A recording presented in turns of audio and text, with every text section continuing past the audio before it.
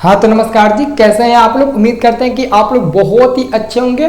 तो दोस्तों आज हम इस वीडियो में कमजोर बच्चों के लिए मैथ का स्पेशल क्लास लेकर आया हूं। और ये मत सोचना कि केवल कमजोर बच्चों के लिए ही मैथ का स्पेशल क्लास है, ये उन बच्चों के लिए भी है जो इस बार 10th का एग्जाम देने वाले हैं। क्योंकि इस वीडियो में कोई फालतू नहीं, इंपॉर्टेंट आपको सब्जेक्टिव क्वेश्चन सॉल्व करके बताने वाले हैं।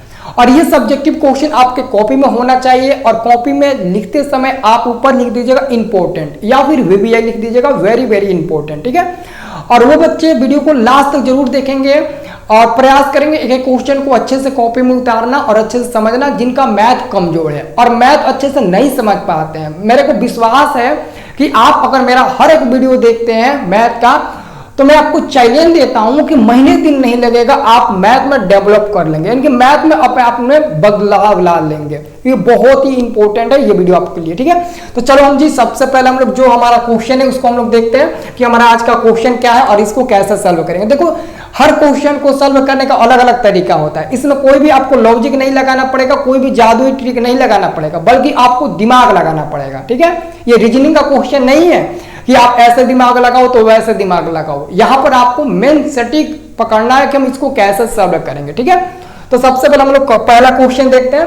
पहला हमारा क्वेश्चन है किससे, देखिए कि cos theta plus sin theta का whole square plus cos theta minus sin theta का होल स्क्वायर बराबर में 2 है। इसका मतलब कि आपको LHS से RHS लाना है, यानी कि LHS से चलेंगे और RHS पर जाकर हम लोग रुक जाएंगे, यानी कि लेफ्ट हैंड साइड हमको चलना है और राइट हैंड साइड पर जाकर हम लोग को रुक जाना है। तो कैसे इसको हम लोग निकालेंगे, देखो आपको सबसे पहले देखो आप क्वेश्चन को देखकर डरिएगा मत कि सर जी हमसे नहीं बनेगा।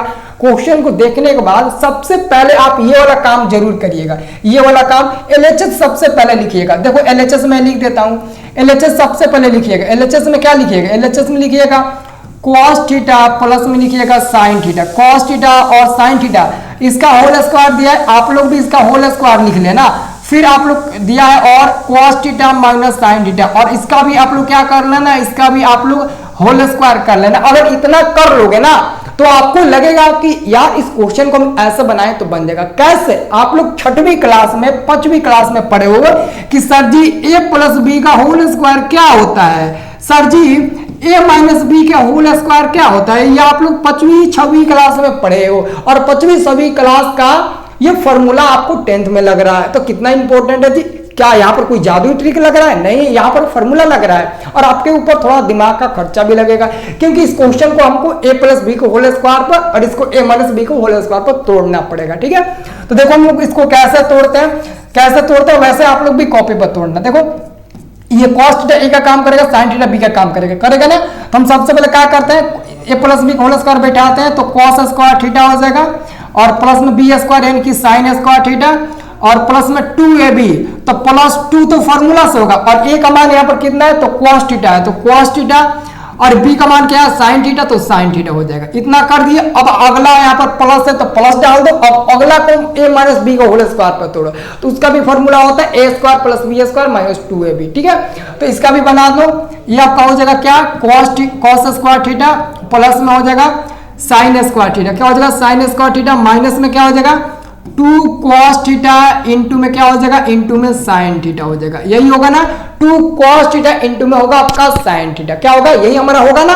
तो थोड़ा सा आपको दिमाग लगाना पड़ेगा। सर जी क्या दिमाग लगाना पड़ेगा, अरे यार ये प्लस में और ये माइनस में है तो कट जाएगा। ये कब कटा, जब हम लोग इस क्वेश्चन को a माइनस बी और a प्लस बी का होल स्क्वायर बैठा है। अब लगोगे एला बेला तेला इसमें करने हैं तो क्वेश्चन गलती हो जाएगा। मैं जैसे बता रहा हूं वैसे बनाओ, कहीं भी गलती नहीं होगा। तो ध्यान से देखो 2 cos theta into sin theta और माइनस में 2 cos theta into sin theta है तो वो फाइनली कट जाएगा यानी कि 0 मिल जाएगा। और मैंने आपको कुछ बताया था, कुछ आपको दिमाग में आ रहा है, कि मैंने कुछ बताया था कि नहीं, मैंने फॉर्मूला में बताया था कि सर जी cos square theta plus sin square theta बराबर 1 होता है, सर जी cos square theta plus sin square बराबर 1 होता है। तो हम क्या करते हैं, लास्ट में वही करेंगे ना, 1 प्लस 1 इधर का 1 उधर का 1 दोनों को जोड़ देंगे, क्या मिल जाएगा 2। और देखो तो ध्यान से हमको RHS में 2 लाना है कि नहीं लाना है, RHS में 2 लाना है ना, तो मैंने यहाँ पर लिख दिया प्रूव्ड, तो आप लोग भी प्रूव्ड लिख दीजिएगा। प्रूव्ड मतलब कि सिद्ध हुआ, तो मैंने पहला क्वेश्चन को सिद्ध कर दिया। देखो कितना आसान है, कितना बिल्कुल अच्छे तरीके से हमने सॉल्व कर दिया, ठीक है। तो ऐसे ही आप सारे प्रश्नों को सॉल्व करिएगा, ठीक है। अब देखो मैं अगला क्वेश्चन आपको बताना चाहता हूं, ठीक है, इंपॉर्टेंट अगला क्वेश्चन भी है, ठीक है। तो अगला क्वेश्चन क्या है, इसको मैंने बना दिया, अभी मैं बना रहा था ना तो अचानक में लाइट कट गया, जिसके चलते ना मतलब कि मैं आधे में ही रुक गया था, ठीक है, इसलिए मैंने फिर से वीडियो बनाया और फिर से आपको शुरू से मैंने आपको बताया, ठीक है। लेकिन ये क्वेश्चन आपका बनाया हुआ है, ठीक है, इसको मैं समझा देता हूं बट आप लोग समझ लो, ठीक है।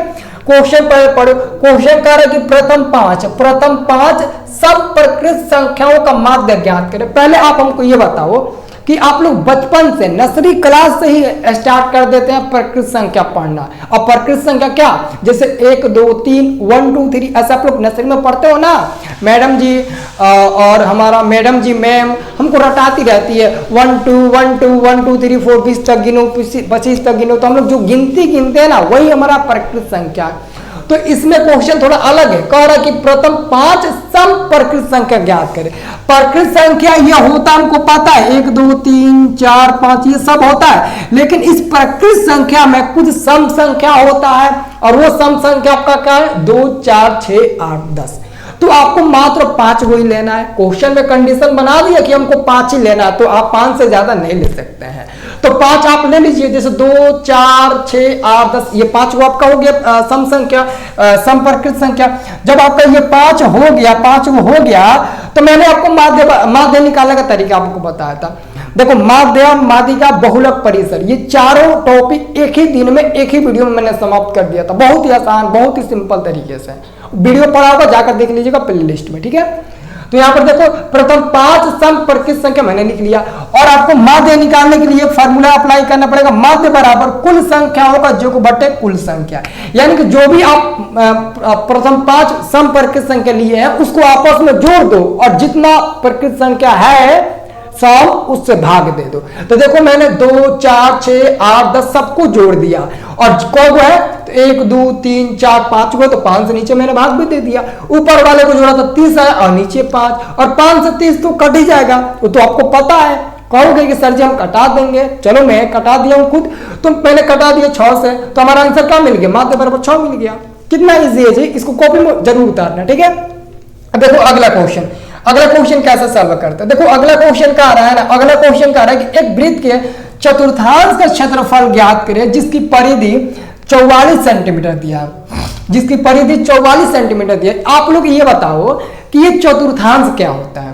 चतुर्थांश का मतलब समझते हो, चतुर्थांश का मतलब होता है कि 1 रुपया है उसमें से 4 जगह बांटना है, यानी कि एक वृत्त है और चौथा मतलब कि एक वृत्त में आपको क्या करना है 4 भाग बांटना है, उसमें से एक भाग का आपको क्षेत्रफल निकालना है।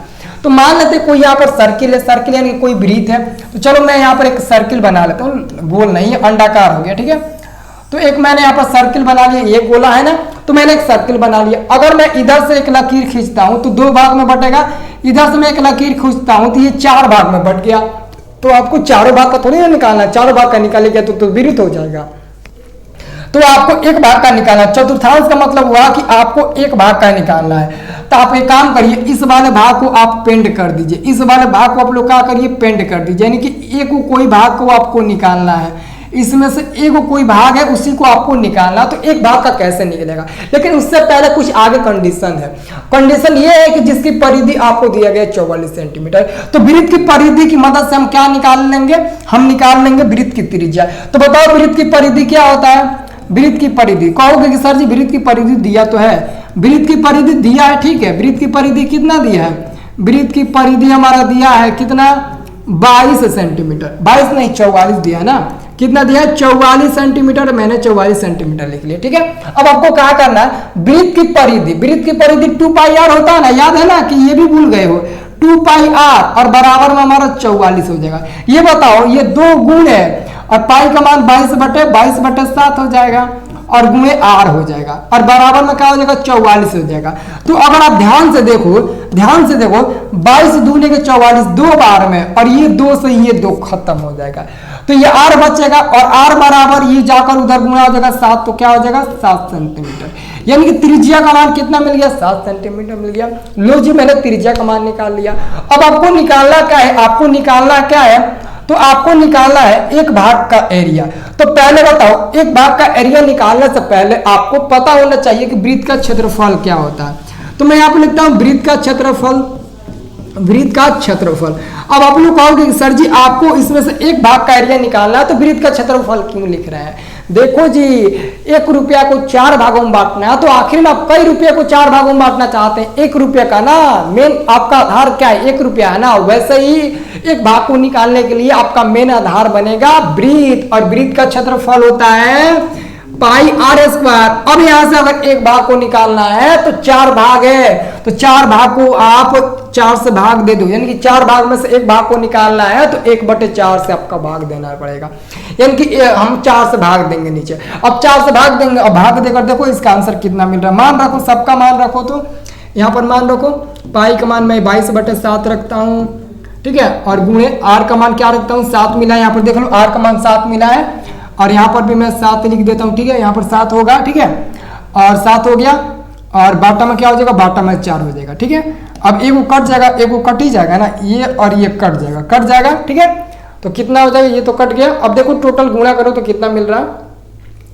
गुणा करोगे तो कितना मिलेगा?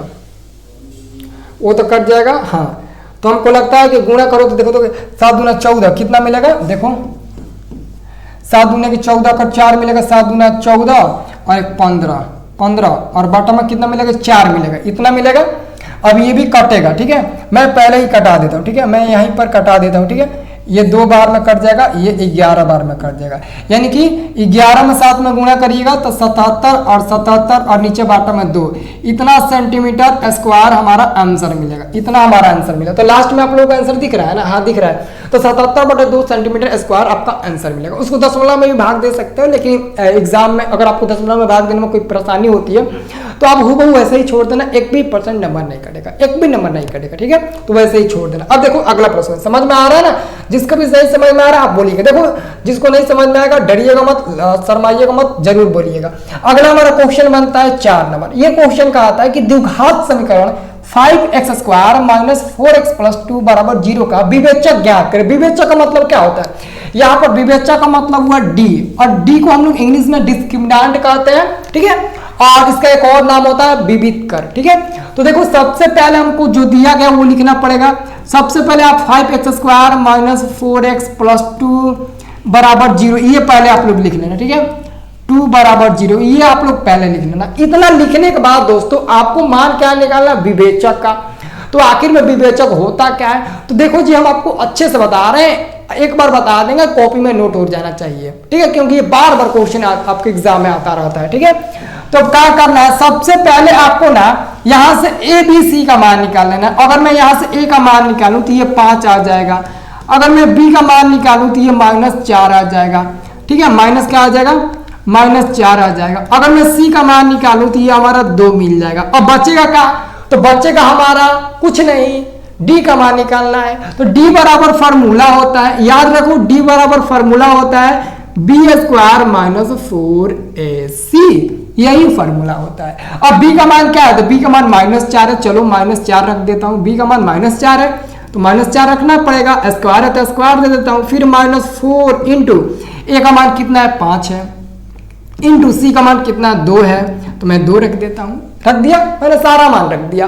अब आपको क्या करना है? कुछ नहीं करना है, -4 का स्क्वायर 16 हो जाएगा, और ये देखो 4 × 5 = 20 और 20 दूना कितना हो जाएगा? 40 हो जाएगा, यानी कि -40 मिल गया। कितना मिल गया? -40 मिल गया। अब इसको घटाओगे तो क्या मिलेगा? घटाओगे तो क्या मिल जाएगा? घटा कर देखो तो हमको लगता है कि -24 मिलेगा। कितना मिलेगा? -24। और आप लोग इतना ही आंसर छोड़ दीजिएगा, बस केवल कहा है कि आपको विवेचक ज्ञात करना है, तो विवेचक आप लोग ज्ञात करके एकदम छोड़ दीजिएगा। आगे अब आपको बढ़ने की एला बेला तेला करने की जरूरत नहीं है, ठीक है, तो बस आप लोग इतना ही छोड़ दीजिएगा, ठीक है। 4ac लिख कर आप लोग इतना छोड़ दिएगा, -24 सेंटीमीटर, 24 सेंटीमीटर नहीं बल्कि -24 होगा, ठीक है। तो इतना आपको आ गया ना, तो आप लोग कॉपी में इसको अच्छे से उतार लेना, ठीक है। अब देखो अगला क्वेश्चन, अगला मेरे दोस्त क्वेश्चन देखो, इसको कैसे हम लोग बनाएंगे। देखो आपको ये मान याद रखना पड़ेगा तभी ये बन पाएगा। क्वेश्चन में 5 है, 2 tan² 45 degree plus cos² 30 degree minus sin² 60 degree का मान ज्ञात करें। आपको इसका मान ज्ञात करना है। देखो बहुत ही आसान है, लेकिन अगर मान नहीं याद है तो बहुत हार्ड है, बहुत हार्ड का बन में नहीं करेगा। तो मान सबसे पहले आपको याद करना पड़ेगा। ऑलरेडी दोस्तों मैं त्रिकोणमिति का हर चीज बता चुका हूँ, ठीक है, लेकिन फिर भी मैं कमजोर बच्चों के लिए इतना मतलब कि मैं बेचैन हूँ बताने के लिए कि पूछो मत, ठीक है। तो इसको आप लोग अच्छे से समझना। देखो इसको क्या करेंगे, सबसे पहले हम इसको क्या करेंगे, सबसे पहले हम क्या करेंगे, पहले एक बार इसको लिख लेंगे, ठीक है। 2tan स्क्वायर 45 डिग्री यानी कि 45 डिग्री और प्लस में cos स्क्वायर 30 डिग्री यानी कि 30 डिग्री, फिर माइनस साइन स्क्वायर 60 डिग्री तो 60 डिग्री, ये हमारा हो गया। अब हमको क्या करना है, बस हमको मान रखते चले जाना है। अब ये बताओ जी, ये बताओ, ये 2 हो गया गुण है tan 45 का मान क्या होता है, तो कहोगे कि सर जी tan 45 का मान 1 होता है। क्या होता है, 1 होता है। तो चलो मैं 1 रख देता हूँ, ऊपर स्क्वायर है तो स्क्वायर दे देता हूँ। फिर प्लस cos 30 का मान क्या होता है, तो cos 30 का मान होता है √3/2। कितना, √3/2। इसका क्या हो जाएगा, इसका स्क्वायर हो जाएगा। माइनस साइन 60 का क्या होता है, उसका भी मान सेम टू सेम यही होगा, √3/2। साइन 60 का भी मान क्या होता है, √3/2 होता है। क्या होता है, √3/2। इसका भी क्या हो जाएगा, इसका भी स्क्वायर हो जाएगा। अच्छा ये बताओ, ये 2 गुणे 1 का स्क्वायर 1 ही हो जाएगा, प्लस √3 का स्क्वायर 3 और नीचे 2 है, 2 का स्क्वायर 4 हो जाएगा, माइनस √3 का स्क्वायर 3 ही हो जाएगा, 2 का स्क्वायर 4 हो जाएगा।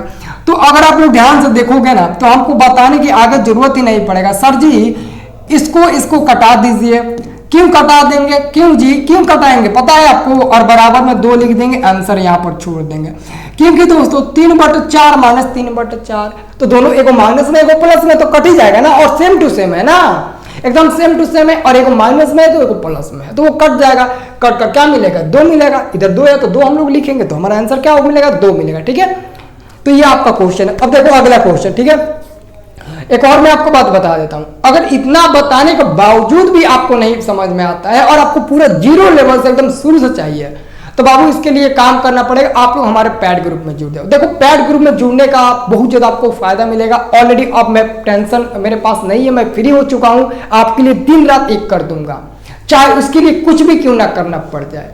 यानी कि दोस्तों मैं आपको अपने पैड ग्रुप में जोड़ूंगा, और वो पैड ग्रुप मैं खुद बनाया हूं, वो पर्सनल पैड ग्रुप है। उस पैड ग्रुप की मदद से आपको ऑल सब्जेक्ट का पूरा फुल कोर्स और पूरा फुल आपको ऑब्जेक्टिव सब्जेक्टिव का इंपॉर्टेंट पीडीएफ मिल जाएगा, जो एग्जाम में आने वाला क्वेश्चन होगा वो सब मिल जाएगा। और उसको ग्रुप में जोड़ने के लिए आपको चार्ज लगता है, और वो चार्ज आपका लगता है कितना, तो वो चार्ज आपको देना पड़ता है 299 रुपया। अब ये 299 रुपया आपको हर महीना नहीं देना पड़ेगा। देखो जी अगर आपको सच में अच्छा कुछ करना है, मैथ में अच्छा मार्क्स लाना है ना, तो आपको काम करना ही पड़ेगा, ठीक है। कहीं भी पढ़ोगे तो 2 रुपया लगेगा ही, लेकिन मैं सबसे कम, सबसे सस्ता, सबसे बेस्ट आपको देता हूँ चीज, ठीक है। तो 299 रुपये में आपको मैं पैड ग्रुप में जोड़ूंगा, और पैड ग्रुप में जोड़ने के बाद आप हर महीना नहीं देंगे हमको पैसा, एक ही बार देंगे पैड ग्रुप में जब जोड़ना होगा तब। और ये आपको एग्जाम तक अवेलेबल रहेगा, यानी कि आप एग्जाम तक 299 रुपये में हर सब्जेक्ट बिल्कुल फ्री में पढ़ सकते हैं, बिल्कुल फ्री में ऑब्जेक्टिव सब्जेक्टिव ले सकते हैं, कोर्स ले सकते हैं। मैथ नहीं समझ में आया तो एक्स्ट्रा में आप हमसे डाउट क्लास ले सकते हैं, एक्स्ट्रा में हमसे क्वेश्चन पूछ सकते हैं, सब कुछ आप कर सकते हैं, ठीक है। और अगर आपको हमारे पैड ग्रुप में जुड़ना होगा तो कसम से मैं बोल रहा हूं, मैं अपना पर्सनल नंबर दे रहा हूं, और याद रखना पर्सनल नंबर देने का मतलब ये नहीं हुआ कि आप लोग मेरा फायदा उठाओ। आप लोगों को अगर ग्रुप में जुड़ना होगा तो उस नंबर पर एक बार एसएमएस करना कि सर जी हमको पैड ग्रुप में जुड़ना है, मैं पेमेंट कर देता हूं, हमको जोड़ दीजिए पैड ग्रुप में प्लीज, तो मैं आपको जोड़ दूंगा। और याद रहे यही मेरा जो नंबर दूंगा ना, यही मेरा पर्सनल नंबर भी है, व्हाट्सअप नंबर भी है, और जहां तक कि गूगल पे फोन सब कुछ मैं उसी नंबर से चलाता हूं। तो देख लो कितना विश्वास है कि मैं खुद अपना पर्सनल नंबर आपको दे रहा हूं। अगर आपको यकीन नहीं होगा तो आप लगाकर बात करके भी हमसे मतलब कि कर सकते हैं कि सर का ये नंबर है कि नहीं, सर झूठ बोलते हैं कि सच बोलते हैं, ठीक है।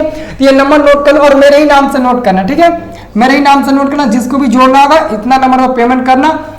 अगर आपको लगता हो कि पेमेंट कैसे करेंगे तो हमसे डायरेक्ट फोन करके पूछिएगा, सर हम पेमेंट कैसे करें, हम पेमेंट कर देते हैं, आप हमको ग्रुप में जोड़ दीजिए तो मैं जोड़ दूंगा, ठीक है। 9693779407 ये हमारा नंबर नोट कर लीजिए, ठीक है। सभी लोग इस नंबर को नोट कर लेना, ठीक है। अब देखो अगला क्वेश्चन देखो कैसे बनाते हैं। अगला हमारा क्वेश्चन देखो क्या है, अगला हमारा क्वेश्चन है 6 नंबर। ये क्वेश्चन है कि यदि 15 cot a बराबर 8 तो sin a और cos a का मान ज्ञात करें। देखो बहुत सिंपल सा क्वेश्चन, बहुत सिंपल है, और ऐसे क्वेश्चन तो एग्जाम में आते रहते हैं और आपको बनाते रहना है। बनाते रहना है, आते रहता है। ठीक है, तो देखो इस क्वेश्चन को कैसे सॉल्व करेंगे। तो सबसे पहले क्या दिया है, हमारा दिया है 15 कॉट ए, 15 कॉट ए बराबर हमारा 8 दिया है, इतना हमारा दे दिया है। जब इतना हमारा दे दिया है तो हम क्या करेंगे, थोड़ा सा दिमाग लगाएंगे। दिमाग हमको ये लगाना है कि सर जी अगर मैं कॉट ए को बाहर निकालता हूं तो ये 8 ऊपर चला जाएगा और 15 नीचे चला आएगा। इससे यह फायदा हुआ कि कॉट थीटा बराबर हमको पता है b बटे के p होता है। क्या होता है, b बटे के p होता है। तो b और p का दो का तो मान पता चल गया, लेकिन एक का मान पता नहीं चला, वो हमारा क्या है h। तो हम h बराबर वट लिखेंगे और h को निकालने के लिए हमको फॉर्मूला भी याद है। कौन सा फॉर्मूला, ये वाला फॉर्मूला, कि ये वाला फॉर्मूला याद है ना आपको कि भूल गए हो। ये वाला फॉर्मूला h स्क्वायर बराबर क्या होता है, h स्क्वायर बराबर क्या होता है, P square plus B square. ये फॉर्मूला तो आपको याद ही होगा, सबको याद होगा सर जी ये होता है ना, झूठ मत बोलना, ये सबको पता है। अब हम क्या करते हैं, सबका मान रख देते हैं। मान क्या रखेंगे, सब जो दिया है, पी का मान कितना दिया है 15, तो 15 का स्क्वायर कर देंगे, इसका स्क्वायर कर देंगे, प्लस बी का मान दिया 8 तो 8 का स्क्वायर कर देंगे। ठीक है, और ये एच स्क्वायर हो जाएगा। फिर एच स्क्वायर बराबर क्या हो जाएगा, 15 का स्क्वायर 225 हो जाएगा, 8 का स्क्वायर 64 हो जाएगा। अगर दोनों को देखा जाए और दोनों को जोड़ा जाए तो ये 289 मिलेगा।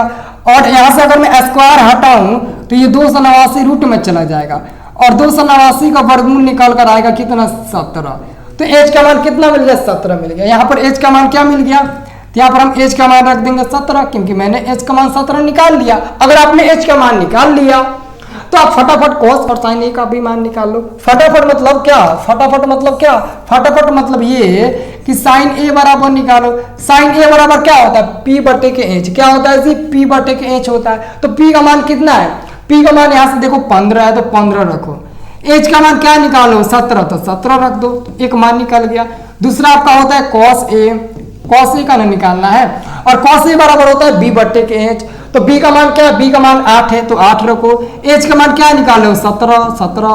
यही क्या हो गया, यही आंसर हो गया। ये एनसीईआरटी का क्वेश्चन है, एनसीईआरटी का क्वेश्चन है। ठीक है, तो देखो ये सॉल्व हो गया। कितना आसान है जी, बहुत आसान है। देखो जब तक रिवीजन नहीं करोगे, जब तक अच्छे से बनाओगे नहीं, मेरे साथ साथ मतलब कि मेहनत नहीं करोगे और वीडियो को लाइक कर देना, ठीक है, तब तक आपको नहीं समझ में आएगा। ठीक है, अच्छे से पढ़ना, ठीक है, समझ में आएगा, बिल्कुल बिल्कुल, ठीक है, सब समझ में आएगा। अब देखो अगला क्वेश्चन, अगला हमारा क्वेश्चन है 7 नंबर। ये क्वेश्चन क्या है, ये क्वेश्चन कहता है जी, ये क्वेश्चन कहता है कि सिद्ध करे कि tan square 5 plus cot square 5 plus 2 बराबर में sec square 5 into cos square 5। हम इसको कैसे बनाएंगे यार, कंफ्यूजन कर दिया। इसको कैसे बनाएंगे, देखो आपको टेंशन नहीं लेना। टेंशन इसलिए नहीं लेना है क्योंकि एलएचएस आरएचएस लाना है, और मैंने आपको बताया क्या कि जब भी एलएचएस आरएचएस लाना होगा तो सबसे पहले काम होता है आपका कि आप लोग इत्मीनान से शांतिपूर्वक एलएचएस बराबर लिख लो। एलएचएस बराबर क्या करो, आप लोग एकदम शांतिपूर्वक लिख लो। ठीक है, तो मैं क्या करता हूं, यहां से एलएचएस बराबर मैं लिख लेता हूं। ठीक है, एलएचएस क्या है, एलएचएस देखता हूं क्या है। एलएचएस दिया हमारा tan स्क्वायर 5, क्या दिया, tan स्क्वायर क्या दिया है, tan स्क्वायर 5 दिया, यही दिया ना। और फिर हमारा प्लस में क्या दिया, प्लस में cot स्क्वायर 5 दिया है, cot स्क्वायर 5 दिया है, प्लस में 2 दिया है। यही होगा ना, बोलो हाँ या ना, होगा कि नहीं होगा, इतना आप लोग कर लेंगे। अरे बोलो ना, कर लोगे ना, इतना इतना करने के बाद हम क्या करेंगे, अब इसको सॉल्व करेंगे। अब इसको कैसे सॉल्व करेंगे, देखो तो इसको हम कैसे सॉल्व कर सकते हैं आगे। इसका कोई फॉर्मूला आपको याद आ रहा है कि सर जी tan स्क्वायर 5 और cot स्क्वायर 5 का हम फॉर्मूला क्या लिख सकते हैं, हमको कुछ याद नहीं आ रहा है, हम क्या करें, हम क्या नहीं करें, हमको कुछ नहीं समझ में आ रहा है। थोड़ा सा आपको लग रहा है ना, लग रहा है कि नहीं लग रहा है, हमको पता है आपको लग रहा है। तो देखो आप लोग चिंता मत करो, एक काम करो, सबसे पहले आप इसको क्या करो, पहले फॉर्मूला पर तोड़ो। इसका फॉर्मूला होता है साइन बटे कॉस, तो स्क्वायर है तो चूंकि आप लोग भी स्क्वायर कर दो, साइन स्क्वायर बटे कॉस स्क्वायर 5, इतना कर दो। ठीक है, फिर प्लस में इसका होता है कॉस स्क्वायर 5, कॉस स्क्वायर 5 बटे साइन स्क्वायर 5, इतना कर दो। और प्लस में 2 है तो प्लस में 2 दे दो। अब इसको क्या करो, बाटा बाका जोड़ घटाओ बनाओ, बाटा बाका जोड़ बनाओ। एलसीएम लोगे क्या मिलेगा, एलसीएम आप लोग लोगे तो cos square 5 into sine square 5 मिलेगा।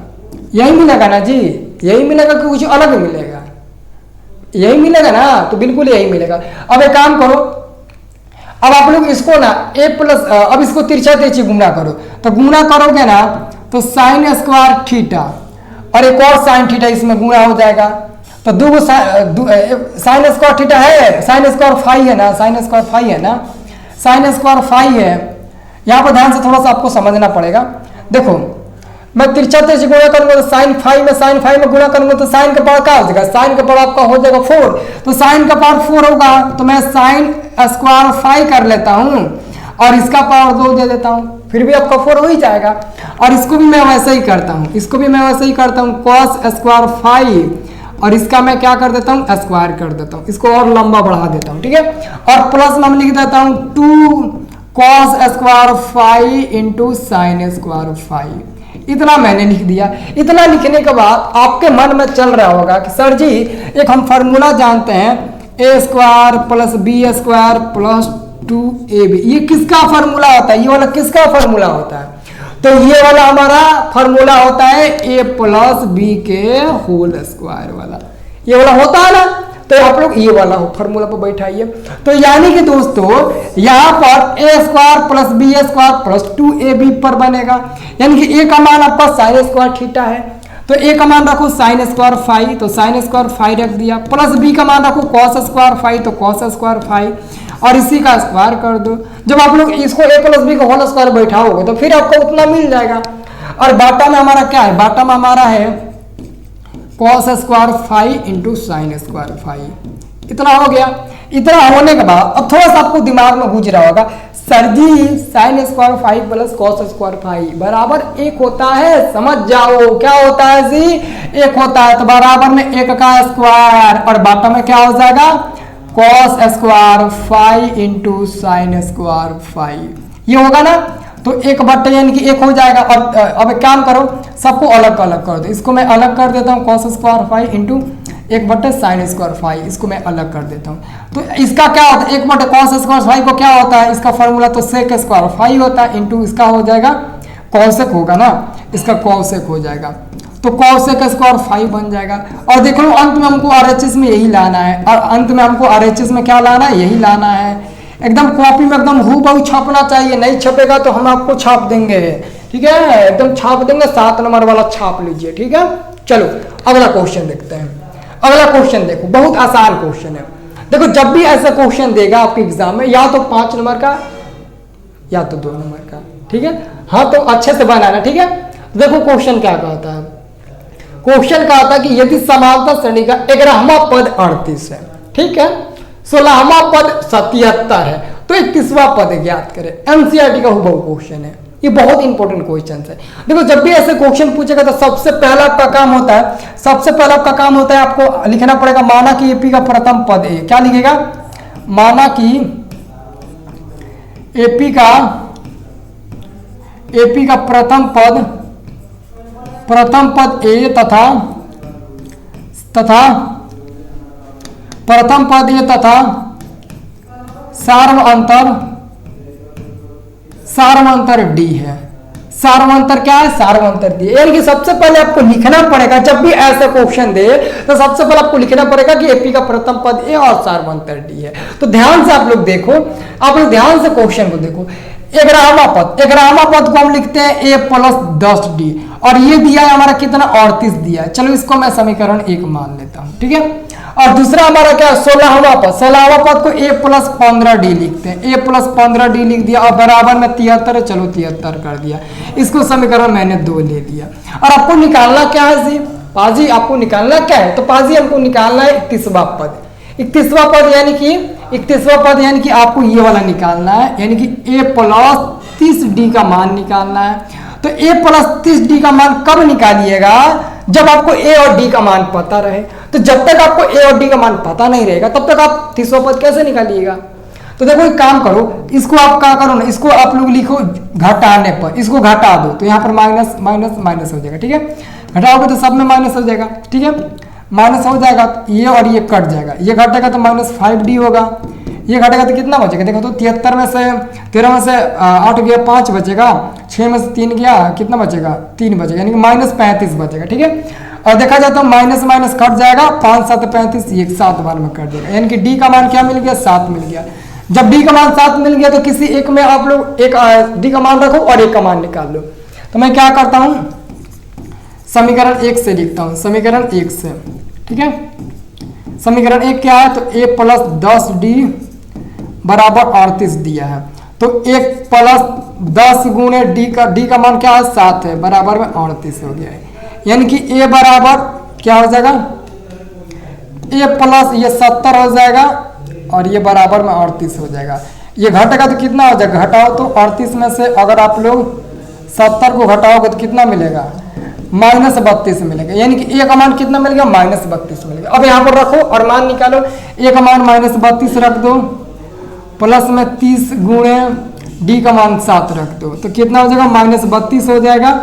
ये कितना हो जाएगा, 7 × 21 210 हो जाएगा। घटाओगे तो कितना मिलेगा, घटाओ तो 210 में आप 32 घटाओ तो 8 मिलेगा, 8 मिलेगा ना, इधर घटेगा तो आपका मिलेगा कितना, एक इधर आगे 11 हो जाएगा ना, और 10 में से 3 गया 7 मिलेगा और इधर 1 मिलेगा, यानी कि 178 मिलेगा। कितना मिलेगा, 178 आपका आंसर मिलेगा। बस इतना ही तो करना है, इसमें ज़्यादा कुछ थोड़ी ना है, इसमें ज़्यादा कुछ नहीं करना है। आप लोग इतना मान लिख दीजिएगा, अंत में आपका आंसर उतना हो जाएगा। ठीक है, इसको भी कॉपी पर उतार लो। ठीक है, अब देखो जी अगला क्वेश्चन।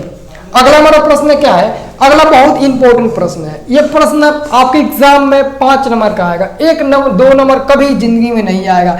ये 5 नंबर का क्वेश्चन आपके एग्जाम में आएगा और ये 5 नंबर क्वेश्चन आप लोगों को बनाना है, मैं नहीं बनाऊंगा, बस तो मैं तो हिंट करूंगा, मैं हिंट करूंगा। देखो ध्यान से, किसी भिन्न के हर और अंश में 2 जोड़ने पर 9/11 हो जाता है। यदि हर और अंश में 3 जोड़ दिया जाए तो वह 5/6 बन जाता है। तो भिन्न ज्ञात करें। पाजी भिन्न क्या होता है, देखो पाजी भिन्न हमारा होता है x/y के रूप में। भिन्न हमको किसको कहते हैं, x/y के रूप में, यानी बटा के रूप में होना चाहिए। तो भिन्न हमेशा दोस्तों x/y के रूप में रहता है, इसी रूप में हमेशा भिन्न रहता है। तो भिन्न को निकालने के लिए x और y मान चाहिए, तो x और y का मान निकालिएगा तो x का मान ऊपर y का मान नीचे रख दीजिएगा तो भिन्न निकल जाएगा। लेकिन अभी हमेशा हमको भिन्न का रूप यही देखना है। ठीक है, तो सबसे पहले हम क्या करते हैं, सबसे पहले हमारा मेन काम होता है, लिखना पड़ेगा हमको। क्या लिखना पड़ेगा, देखो हमको लिखना पड़ेगा माना कि भिन्न का अंश, माना कि भिन्न, देखो पहले एक बार मैं फिर समझा देता हूँ। ठीक है, पहले लिख लेता हूँ। ठीक है, माना कि भिन्न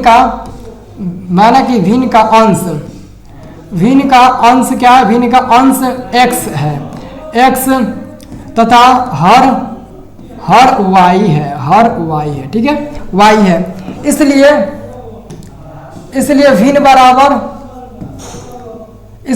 बराबर क्या हो जाएगा, x/y। तो थोड़ा सा आपको यहाँ पर ध्यान देना है कि मैंने भिन्न बराबर लिखा x/y। तो देखो जी, ये जो x होता है वो हमेशा अंश का काम करता है और ये जो हमारा y होता है हमेशा हर का काम करता है।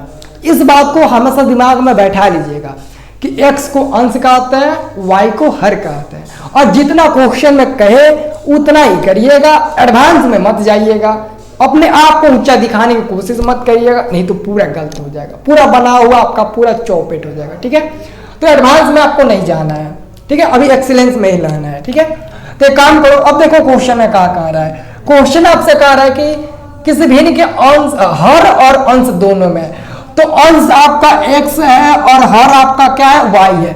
तो अंश में भी 2 जोड़ना है और हर में भी 2 जोड़ना है, तो आखिर में x/y के ही रूप में ना भिन्न होता है। तो ऊपर आपका अंश है, नीचे आपका हर है, तो दोनों में 2 जोड़ना है, दोनों में क्या करना है, 2 को जोड़ना है।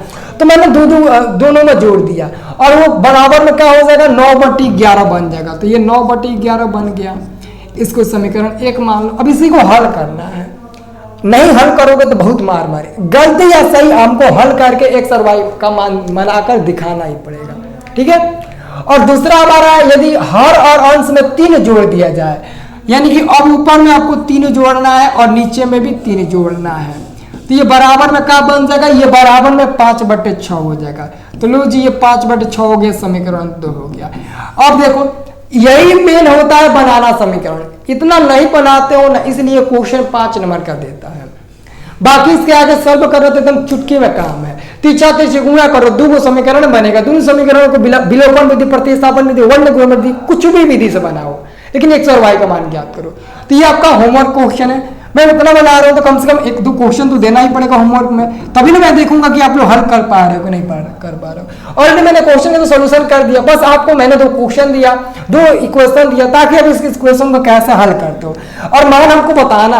हो सके तो आप इसका मान निकाल कर इसी वीडियो में आकर कमेंट करके बताइएगा, मैं उसके भी हिसाब से मैं देख लूंगा आपका आंसर क्या आया है, ठीक है। और आपका अगला प्रश्न देखो, अगला आपका प्रश्न क्या है। अगला प्रश्न बहुत इंपॉर्टेंट है ऑब्जेक्टिव के लिए, ठीक है, कभी कभी सब्जेक्टिव में भी पूछता है। क्वेश्चन है आपका कि एक वृत्त के क्षेत्रफल और परिधि का मान समान है, तो वृत्त की त्रिज्या ज्ञात करें। तो सबसे पहले यहाँ पर लिखेंगे वृत्त का, सबसे पहले लिखेंगे वृत्त का क्षेत्रफल। वृत्त का क्षेत्रफल बराबर है वृत्त के परिधि के, तो मैं वृत्त की परिधि बराबर कर लेता हूं। वृत्त की परिधि में क्या कर लेता हूं, बराबर कर लेता हूं। तो मैंने वृत्त की परिधि मैंने क्या कर ली, मैंने बराबर कर लिया। तो वृत्त का क्षेत्रफल क्या होता है पाजी, वृत्त का क्षेत्रफल होता है पाई आर स्क्वायर और बराबर में वृत्त का परिधि होता है 2 पाई आर। तो पाजी अगर देखा जाए तो ये आर और ये एगो आर कट जाएगा, ये पाई और ये पाई कट जाएगा, तो बचेगा क्या, बचेगा आपका आर और बराबर में 2। यही तो हमारा आंसर हो गया, यही तो हमारा आंसर हो गया। हमको वृत्त की त्रिज्या ही ना निकालना है तो मैंने निकाल दिया। आसान क्वेश्चन है कि नहीं जी, मजा आ रहा है ना, बिल्कुल मजा आएगा। अगला क्वेश्चन देखो, और 2 क्वेश्चन है। अब ये क्वेश्चन देखो, ये क्वेश्चन कह रहा है कि एक लंबवृत्तीय शंकु का आयतन ज्ञात करें जिसकी ऊंचाई 28 सेंटीमीटर है और आधार की त्रिज्या 21 सेंटीमीटर है।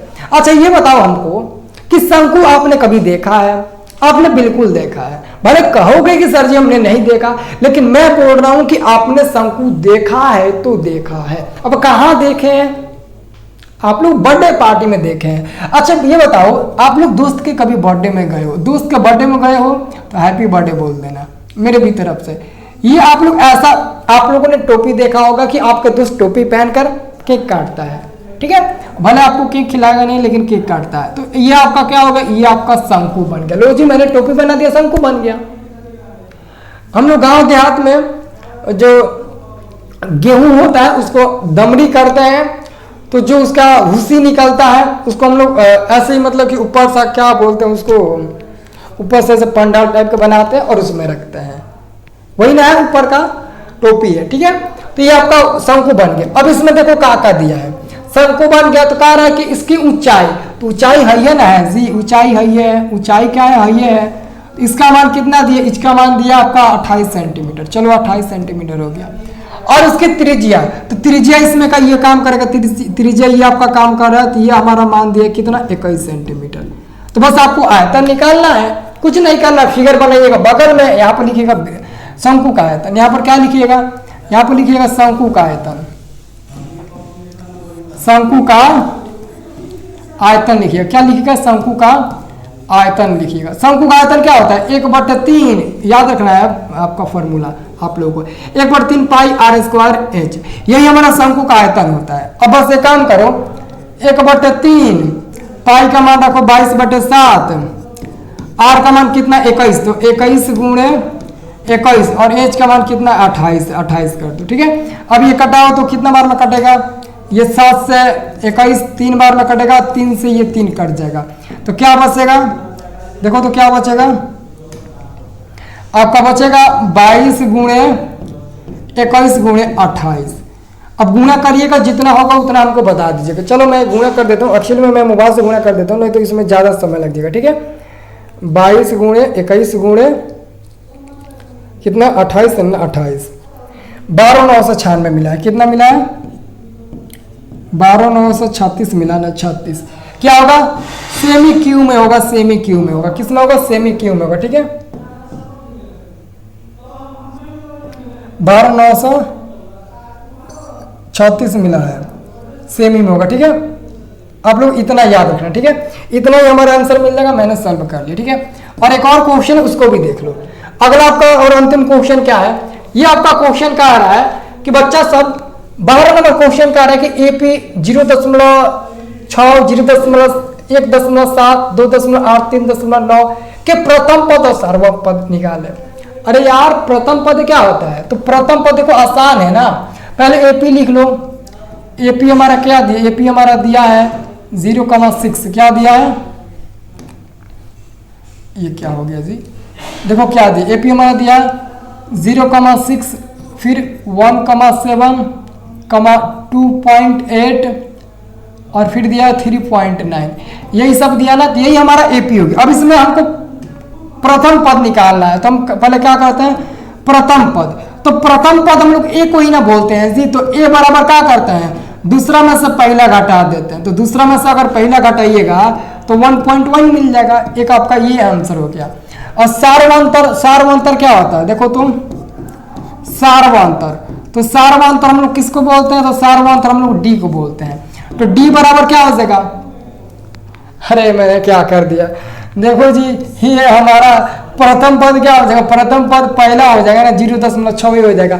और सार्वंतर निकालने के लिए हम लोग क्या करते हैं, 1 पॉइंट से यानी कि दूसरा में से पहला घटाते हैं, हम ही सठिया गए हैं। तो इसका निकालिएगा तो 1.1 मिलेगा, ठीक है, और इसका पहला ही हो जाएगा 0.6, यही तो दो आपका आंसर मिल गया। बहुत ईजी है ना, तो इसको आप लोग बना लेना, ठीक है, सब लोग अच्छे से कॉपी में बनाना, ठीक है। और जिसको भी नहीं समझ में आया यहाँ तक भी, तो आप लोग कमेंट करके जरूर बताना, अगला क्लास में आप लोग के लिए स्पेशल ले लूंगा, ठीक है। चलो बहुत बहुत शुक्रिया जी, ज़्यादा समय भी हो गया, चलो क्वेश्चन को अच्छे से सॉल्व करना, ठीक है सभी लोग।